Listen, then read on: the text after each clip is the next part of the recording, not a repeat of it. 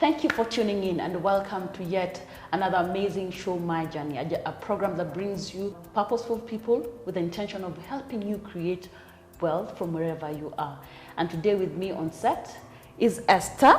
Thank you for having me. Thank you, Karibu Sana. Esther happens to be my colleague, and today we're going to take a different twist. She's not going to talk about her journey, but we want to talk about time as a very valuable resource, that will help you create wealth. And how do we multiply time? How do we make use of it to ensure that we are creating wealth wherever we are?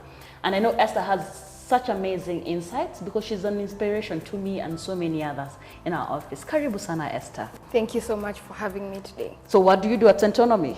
So as you've heard, my name is Esther Karaoke. I work here at Centonomy. I'm the head of the Centonomy Campus Edition program, where it's a program for wealth creation for young people as young as 17. So I cover 17 to 24-year-olds, helping them learn how to manage their money and also how to get into entrepreneurship and also career planning. All right. Okay. Yeah. Okay.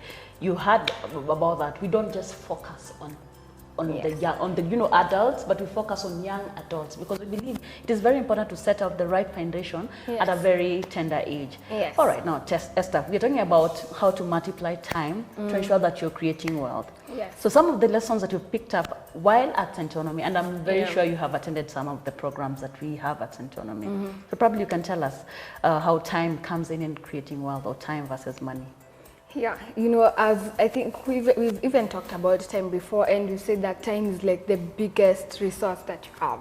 The biggest resource is not even money, it's not even networks, it's time.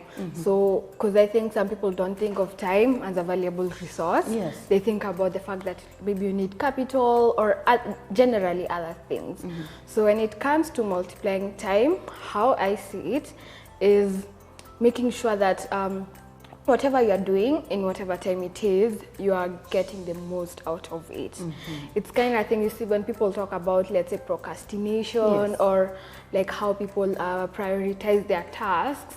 Anything that you do eventually leads to money. So I had watched this TED talk that was saying that when it comes to time, people think in two dimensions. Like you think about urgency and importance. So what's urgent? Is this thing urgent? Or is this task urgent, or is it important? But the person is going on to say that those are the ideas of way back. Right now you need to think about three things, which are urgency, importance, and significance. So in factoring to those two things, add significance, because if something is not of value to you, then why are you putting the time to do that? Yes. So when thinking about time in regards to wealth creation is, what are you doing right now or in the time that you have? Because everybody has 24 hours, right? True. And in 24 hours, that's why you'll find that some people will create will have a lot of results, or even create a lot of money out of spending maybe few hours on a task, few hours per day, maybe on their business.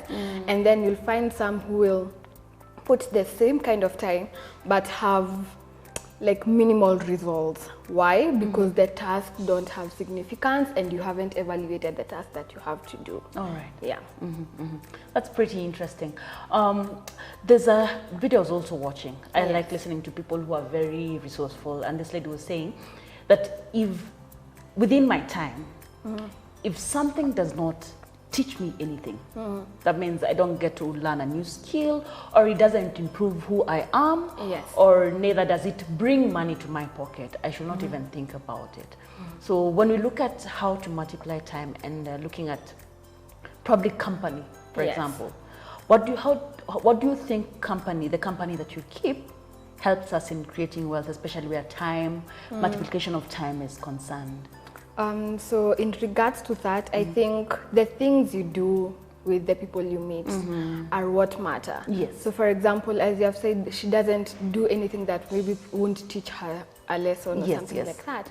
So for example, if you have a group of friends or you have a chama, there's a typical thing like when you go for chamas, people just go to talk until when the chama time is over, and then you put money on the table and then you leave. Yet all the other time it's just been talk that isn't helpful. So I think it's in regards to that. Like, for example, if you go to a networking session, the networking session, is it just you going for prestige, or is it going and evaluating, I need to meet 5 people in this 1 hour, and these 5 people are the ones that are going to help me achieve my next goal.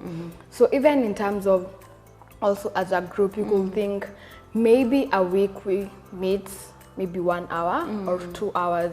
Let's put the typical chama time is like 3 hours and above. But you say we will be meeting 1 hour on Saturday, and in 1 hour this Saturday we need to make, let's say, a decision, or we need to put our heads together to do something that's going to, let's say, create 100,000 for us. So you look at it from a more strategic list. Yes, more strategic, because if, let's say, you don't need to spend 3 hours there, you can reduce, because you see the time you spend today should be thought of as something that will help you create more time tomorrow. I like that. So when you say, and also in this TED talk, the person was also saying, you know, saying no to certain things today will create more time tomorrow. And then with time, for example, we've talked about 3 hours and 1 hour. So you have, that means you have 2 extra hours per week that you didn't have. 2 multiplied by 4 weeks, that's 8 weeks. 8 hours. And then with time it multiplies. So you were saying, he was talking about a concept called, when you say on return on investment, there's also return on time invested. So when you factor in the time, eventually if you are saving time to do certain tasks, at the end of certain things, it will lead to money. Time will lead to money. That is if you are doing strategic things, as you've said. So think about return on time invested. So if you're going for a chama, what's the return on time you've invested? If you're going for an event, what's the return on that 2 hours you've invested to be there? Even in your business, like think about the tasks that you are doing. Like for example, you know, when people say you delegate some tasks, so when you delegate, probably it's something that you're not doing, you can't do well. So for example, you will spend, let's say, like 5 hours on this task. But if you delegate, then you have 5 extra hours to do something that you're good at. That means the return on time invested will be very high because you're being productive. All right, Esther, any final word for our viewers? Yes, I do have something final to say. You know, when you think about time, think about this way when you're doing your tasks. If, let's say, you can automate tasks or delegate tasks, there's a concept where you say automation of time or automation of tasks is like how compound interest is to money. You see, with compound interest, your money grows over time. So even the return on time invested, it's like how compound interest works. And I'll leave you with one thing that I also learned while I was doing research on this topic, that it says, and I'll just have to read from my book because it's very long. It says, you multiply your time by giving yourself the emotional permission to spend more time today on things that will give you more time tomorrow. So always when you're committing your time, think about, will it give you more time tomorrow? And if it gives you more time tomorrow, then that means you'll do more significant tasks, and it builds up like that, and that's how it compares to compound interest. That's very interesting. Return on time investment. Viewers, you need to think of time as a very valuable resource, and the way you spend your time will determine how wealthy you'll become. One of the things that we learn in Centonomy when we are doing the personal financial class is time value of money. How time count when it comes to achieving your financial goals. Tune in next time as we bring in another very interesting person to come and share their journey on wealth creation and what are you doing about your time. Probably you can just go to the comments, share with us, and just give us some insights on what you think time, on how you think time affects wealth creation. Thank you so much for tuning in. I've been your host, Maureen. See you next Saturday.